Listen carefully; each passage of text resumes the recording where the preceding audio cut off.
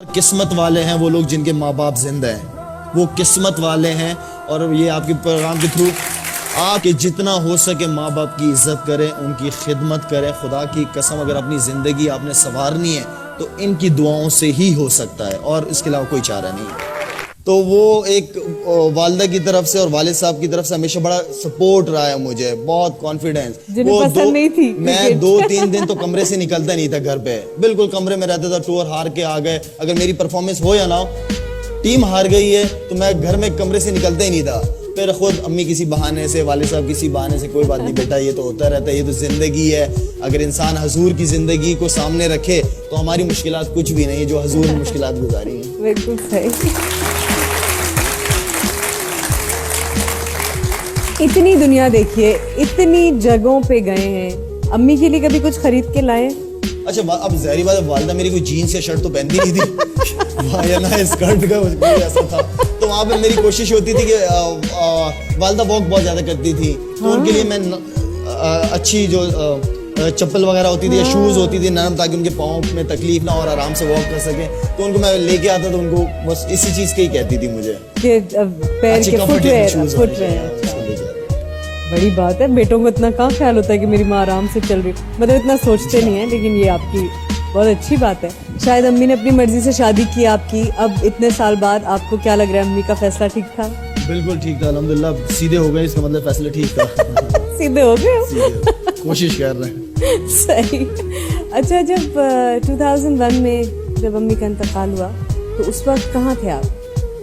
اچھا وہ اس طرح تھا کہ میں تھا شارجہ میں، ہماری سیریز چل رہی تھی اگینسٹ میں بھی سری لنکا چل رہی تھی ہماری. گھر آنے سے پہلے میں نے والدہ کو فون کیا اور میں نے ان سے کہا کہ میں اس بار جو ہے نا وہ ڈبل وکٹ کھیلنے لاہور نہیں جاؤں گا. تو والدہ نے مجھے کہا کہ نہیں بیٹا، وہ ڈبل وکٹ تمہاری وجہ سے لوگ دیکھنے آتے ہیں تو تم وہاں لازمی جاؤ، کھیلو، مزہ آئے گا آپ کو، آپ لوگوں کو انٹرٹین کرتے ہو، آپ اچھا انجوائے کرو گے. میں نے کہا چلیں. تو میں شارجہ سے ڈائریکٹ لاہور کی فلائٹ پکڑی. اگلے دن ڈبل وکٹ شروع ہو گئی. بھائی کا فون آیا کہ گھر آ جاؤ. تو میں نے کہا گھر آ جاؤ. میں نے خیریت بھائی، میں نے فائنل میں پہنچی، میں کیوں آ جاؤں گھر، خیریت تو ہے سب. کہہ رہے نہیں بس تم گھر آ جاؤ. اب بیگم بھی میرے ساتھ ہی تھی لاہور میں. تو میں فلائٹ پہ بیٹھا ہوا تھا. اب میری اور بیگم کی بات چل رہی ہے کہ کیوں بلایا انہوں نے گھر پہ. بیگم کہہ رہی ہے نہیں کوئی ایسی بات نہیں ہوگی. میں نے کہا مجھے لگ رہا ہے کہ والدہ کو کچھ ہوا ہے. کہہ رہے نہیں وہ تو ٹھیک ٹھاک ہے، ان کو کیا ہوا. کہہ رہے میں نے کہا مجھے لگ رہا ہے کہ کچھ ہوا ہے. خیر اترے ایئرپورٹ پہ تو میرے ایک دوست ہے کرنل، وہ آئے ہوئے تھے ایئرپورٹ پہ لینے، اور میرے چچا آئے ہوئے تھے، دور کے رشتہ دار ہیں، میں چچا ان کو کہتا ہوں. تو ان کے ساتھ میں گاڑی میں بیٹھا.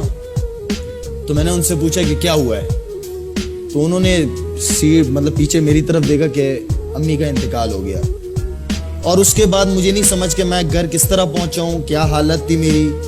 اور ایک ہونا بندہ مینٹلی تیار ہوتا ہے کہ یار والدہ آپ کی بیمار ہیں کافی عرصے سے، تو ایسا کچھ تھا بھی نہیں. خیر گھر گیا، مطلب گھر میں ادھر ادھر پھر رہا ہوں، یقین نہیں ہو رہا کہ میری والدہ مطلب چلی گئی اس دنیا سے. اچھا والدہ بھی یہاں سے نکلیں گی، اچھا اس کمرے سے نکلیں گی، کچن میں سے نکلیں گی.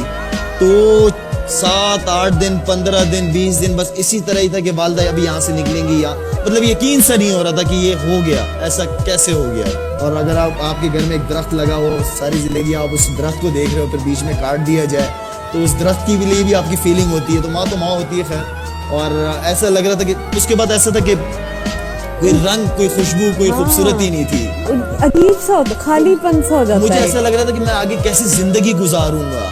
آگے ماں نہیں ہے، میں زندگی گزار کیسے پاؤں گا، میں یہ قدم اگلا اٹھاؤں گا کیسے ماں کی دعاؤں کے بغیر. تو ماں تو میرا مطلب ہے کہ ایک اللہ کا ایسا تحفہ کہ اس سے خوبصورت چیز کوئی نہیں ہے. اور قسمت والے ہیں وہ لوگ جن کے ماں باپ زندہ ہیں، وہ قسمت والے ہیں. اور یہ آپ کے پروگرام کے تھرو میں یہ پیغام بھی، میسج بھی لازمی دوں گا کہ جتنا ہو سکے ماں باپ کی عزت کریں، ان کی خدمت کریں. خدا کی قسم اگر اپنی زندگی آپ نے سنوارنی ہے تو ان کی دعاؤں سے ہی ہو سکتا ہے، اور اس کے علاوہ کوئی چارہ نہیں ہے. Thank you so much. Thank you very much.